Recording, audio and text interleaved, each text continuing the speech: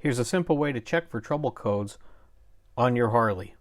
I have a 2001 Ultra Classic, but this will work on many different years and models. Make sure your bike is off, then flip on your run switch. Hold in the odometer reset and turn to the on position.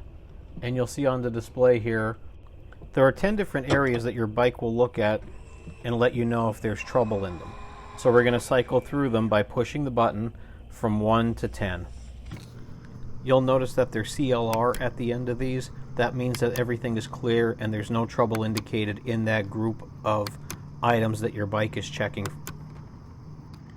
The next thing your bike is going to check is the pulses per unit for your odometer calibration. You'll see the abbreviation PPU.